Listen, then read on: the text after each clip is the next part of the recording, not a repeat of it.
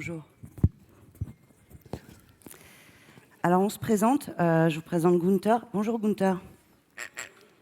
Gunther vous dit bonjour. Moi, je m'appelle Sophie Pruvot. Je suis née en 333 ppm. Je suis présidente de Texis et maman de Gunther.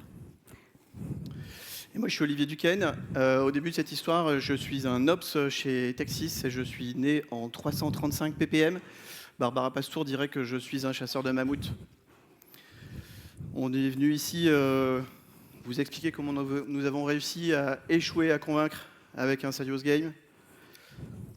Et premier disclaimer, on ne va pas vous raconter l'histoire du jeu. On ne va pas vous expliquer comment on joue, on ne va pas vous expliquer les règles du jeu, on ne va pas vous parler de licence. Ce n'est pas du tout l'objet de cette conférence. On va vous expliquer tous les problèmes que nous avons rencontrés et les moyens de contournement que nous avons mis en œuvre. Donc, on va vous présenter l'amélioration continue de notre projet Gunther. Et pendant la présentation, on va construire une représentation graphique du contexte dans lequel on a fait ce jeu sous deux axes que sont le DevOps et le Serious Game. Notre histoire commence en 2016. Joël, qui est Ops chez nous, a l'idée de comparer le DevOps à la plomberie. En 2017, Audrey, qui s'est présent, lui aussi un Ops, nous dit « Les gars, il faut tous aller à l'Agile Tour. » N'importe quoi, on est des Ops, quoi. En 2018, on rencontre Luc Taèche, que vous connaissez peut-être, qui est coach, qui nous dit « Les gars, il faut tous passer au DevOps, sinon vous allez mourir. » Toujours en 2018, moi j'arrive avec ce bouquin, c'est en anglais. Clairement, ça plaît pas à Sophie. Non, j'aime pas lire en anglais. Bon, on a du mal à convaincre chez nous l'intérêt de passer au DevOps, mais on a aussi du mal à convaincre nos clients. À partir de là, on se dit quoi de mieux que de parler d'expérience pour montrer ce qui marche. Alors on se dit c'est cool, on va faire des Rex. On va chez Leroy Merlin. On leur montre des belles licornes du DevOps. Elle est belle, hein? On va chez Kiloutou, on met des devs, des ops autour d'une même table, on essaye de les faire se parler. Bon, clairement, ça ne marche pas. Ce n'est pas la bonne solution. En 2020, pardon, si vous vous souvenez, on est tous confinés. Et à ce moment-là, je vois une conférence sur le hack de jeux de société par un certain Nicolas Tondeur. Là, on se dit, c'est trop cool, c'est ça qu'on va faire. On va utiliser la ludopédagogie pour convaincre de l'intérêt du DevOps. Alors, on se lance. On lance le projet Game Mouton avec différentes personnes de l'entreprise. Mais nous, on est nouveaux, on n'a jamais fait de jeu de notre vie. Franchement, on se galère. Faire un jeu, c'est dur. Surtout quand on est en mission, qu'on n'a pas de temps à y consacrer. On doit tout apprendre. C'est vraiment difficile. Et donc, ça met du temps à sortir. En mars 2022, c'est ça. C'est ça. En mars 2022, Nico nous dit « Bon les gars, il faut vraiment que ça sorte. Hein. » Il nous met un petit coup de pression. Vous allez le présenter à l'Agile Tour. Ça marche, le coup de pression. C'est ce qu'on appelle la création de l'urgence créative. Tu veux bien reprendre Je peux le faire. Tu peux le faire, tu peux reprendre le... Merci. Donc l'urgence créative, l'objectif c'était en gros d'arrêter notre digression. On n'arrivait pas à atterrir sur Gunther. Donc mars, un coup de pied. Juin, on était à l'Agile en 2022. Je ne sais pas si vous étiez là. Et on faisait le stand Gunther. C'était une vraie démonstration. C'était nous un lâcher dans le vide. Et ça s'est bien passé. Du coup, on a fait l'Agile Tour de Nantes. Et puis, on a fait Ludinor Pro, la première édition de Ludinor Pro. Et l'accueil a été très bon, en fait, que ce soit par la communauté Agile DevOps et aussi par les ludopédagogues. Donc, on était contents parce que, globalement, on avait enfin trouvé le bon outil pour convaincre de l'intérêt du DevOps. Ce jeu, il fonctionnait bien. Mais on a eu un autre problème, c'est que l'adhésion à Gunther qu'on a rencontrée à l'extérieur, elle n'était pas vraie au sein de la société, au sein de la boîte, au sein de Texis. Et donc, les collaborateurs, nous, on est organisés en collaboratif. Tous les ans, on vote des chantiers collaboratifs. Et donc là, on est en 2023. Et les collaborateurs, vraiment, ils nous disent, nous, on n'est pas contents. On n'est pas content parce que vous parlez d'agilité et de DevOps, et globalement, nous, les Ops, au sein des missions, on vit mal l'implémentation de l'agilité qui est faite avec les pieds. Et donc, bon, il y a déjà une frustration. Ils ne sont pas contents parce que le serious game dans notre domaine, à nous, il n'est pas hyper visible et ils ne sont pas hyper convaincus. Ils ne sont pas contents non plus parce qu'on a investi du temps et de l'argent et que pour le moment, il n'y a pas de retour sur investissement.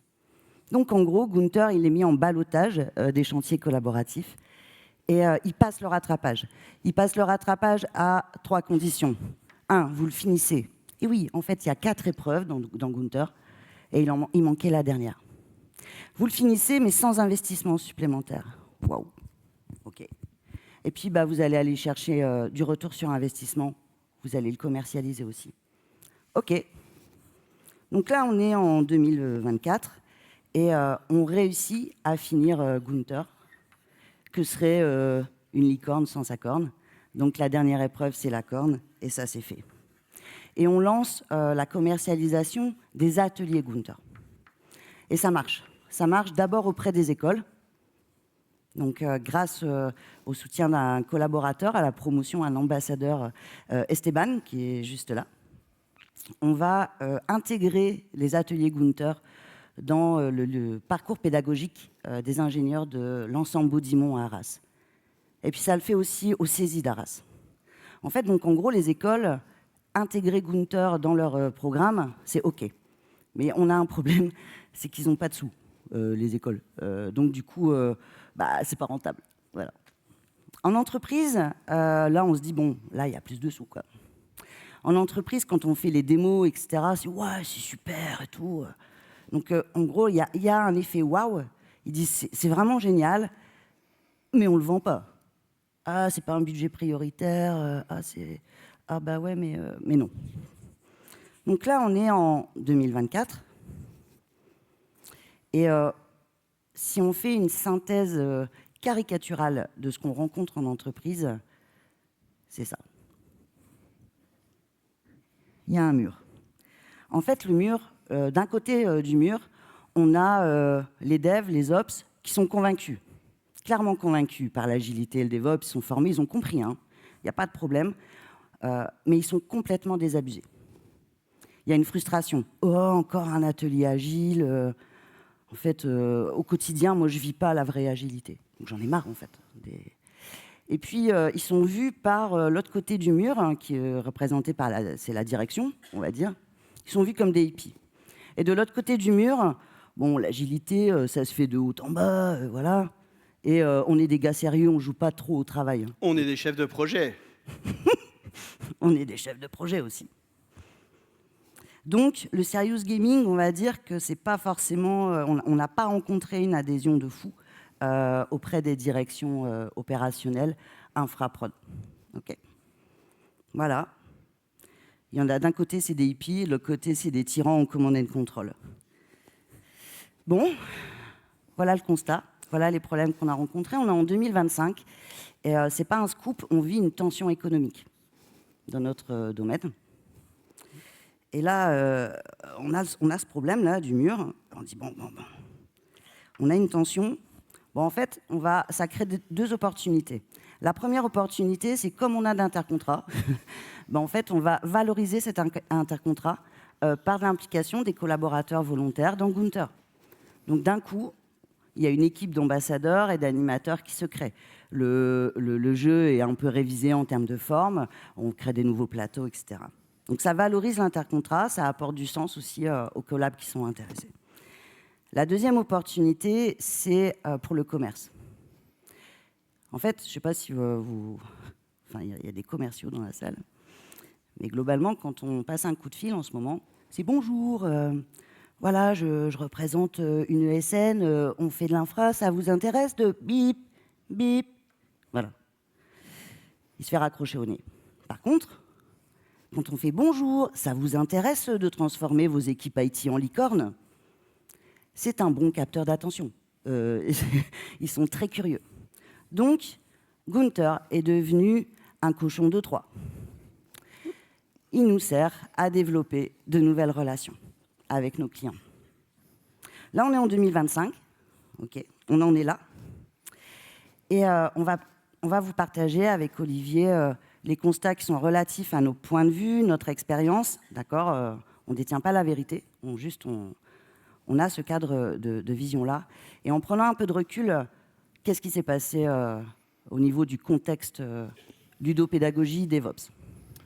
En final, comme on vient de l'expliquer, hein, dans le contexte de ludopédagogie, dans le monde réellement de l'enseignement, ça a le vent en poupe, ça marche, tous les étudiants en veulent. Les profs dans cette salle, je pense, pourront le confirmer. En entreprise, tu nous l'as dit, ça ne marche pas du tout. La chose qu'on n'avait pas vu venir, c'est la perte de vitesse de la presta autour de DevOps et de l'agilité. C'est passé en commodité, si vous connaissez les maps de Samuel Wardley. On n'en vend plus. Ça se fait plus. Et il s'est passé un autre truc aussi aux alentours de 2022. Je dessine bien, hein. Il y a Kubernetes qui est arrivé. Kubernetes, c'est un logiciel d'infrastructure. Les développeurs se sont appropriés. Ils ont eu l'impression de savoir faire de l'Ops. Ils se sont dit, ouais, j'ai un nouvel outil, je suis DevOps. Non, ça ne marche pas, ça. Donc voilà le constat. Trop tôt pour la ludopédagogie sur notre périmètre, trop tard pour le DevOps. Quelle analyse on peut faire aussi on avait pensé en discutant, un collègue nous a donné l'idée, Joël, c'est le rapport avec la loi de futilité de Parkinson. Tu nous dis quoi? Cette loi, elle nous dit quoi? Elle nous dit que lorsqu'il s'agit de construire une centrale nucléaire, généralement, on va d'abord se poser sur l'abri à vélo, parce que c'est la seule chose qui nous parle. Mais au final, l'implémentation de l'agilité et du DevOps, elle s'est passée exactement de la même façon sur notre terrain de jeu. J'ai Jaira, c'est bon, je suis agile. Ah, mon plan de charge, c'est bon, j'appelle ça une backlog et c'est OK, quoi. Je suis agile. J'ai arrêté de faire des tableaux Excel, je calcule la vélocité. C'est bon, je suis agile. C'est bon. J'ai Kubernetes, c'est bon, je suis DevOps. En fait, on rencontre vraiment une implémentation de façade. C'est-à-dire qu'il y a eu un changement de vocabulaire, mais pas un changement d'usage. Et donc, là, c'est un peu l'abri à vélo de l'agilité, quoi. Les gens sont restés dans leur zone de confort. Vous voyez la keynote de ce matin? On a coché toutes les cases.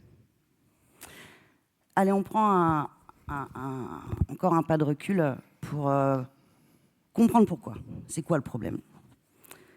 Bon, nous, schématiquement, très schématiquement, on considère que une transformation agile, elle a l'intérêt de transformer une organisation pyramidale, très schématique, hein, direction, middle, management et réalisateur, avec un pouvoir descendant, vers une cible d'organisation en bulle, avec des équipes dont on donne la responsabilité, il y a une vraie délégation de responsabilité, de l'autonomie et du pouvoir.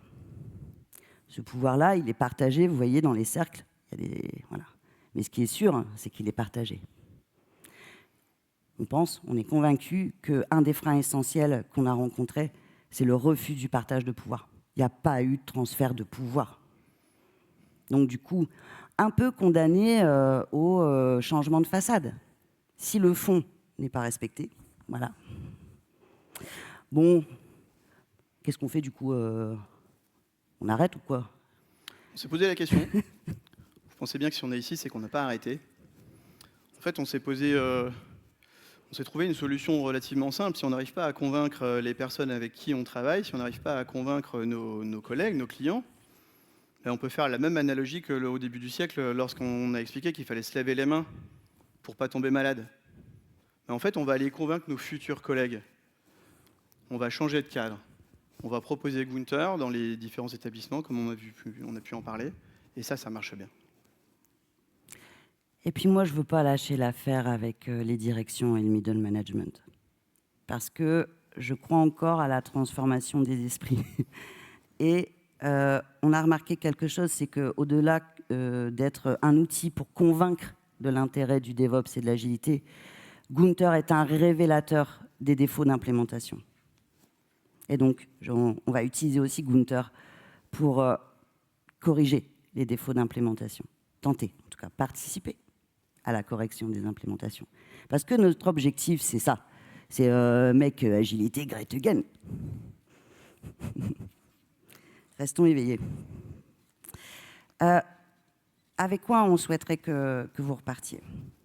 D'abord, là, on vous a beaucoup parlé d'argent sur Gunther. Alors, on a parlé de rentabilité financière, etc. Et on voulait quand même vous partager les valeurs non financières créées par Gunther, parce qu'elles sont nombreuses, elles sont essentielles, ça nous a apporté beaucoup. Elles sont là, on ne va pas aller dans le détail parce qu'on n'a pas le temps. Mais on est dispo pour en parler avec vous. Et puis, on voudrait aussi que vous repartiez avec quelques conseils sur retour d'expérience de ce projet de jeu sérieux fait par des newbies, hein, clairement. Le premier conseil, c'est bien travailler en équipe, sur l'adhésion de l'équipe. Ouais, en gros, on était un petit peu entre soi. Hein.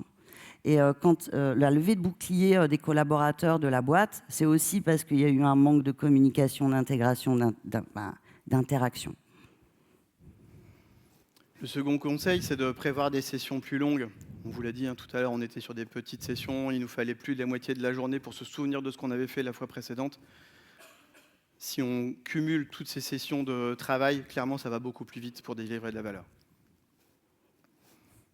Je le fais celui-là aussi. Allez, ouais, le troisième, le cadrage bordel. Emmanuel Penet, qui est un copain à nous, n'arrête pas de nous en parler. On ne démarre pas un projet tant qu'on ne l'a pas cadré. C'est exactement ce qu'on a fait. On s'est trompé de cible. Et le dernier, il est relativement simple, vous l'avez sûrement tous en tête, mais c'est se mesurer. On n'a pensé que au ROI, on n'a regardé que le ROI. On avait tellement de choses à mesurer. Et puis on voudrait aussi que vous repartiez avec les références qu'on a évoquées pendant la conférence. C'est très court, donc du coup, on vous les met dans la présentation. Et puis, on est en amélioration continue. Donc ça, c'est le feedback. C'est précieux pour nous. Donc n'hésitez pas à donner votre feedback sur la presse. Un petit merci aux sponsors. Merci les sponsors. Et un dernier lien, c'est le site de Gunther. C'est Gunther qui l'a fait, ça se voit. Ouais, ça se voit, c'est lui qui l'a fait. On est à dispo pour les questions. Merci beaucoup.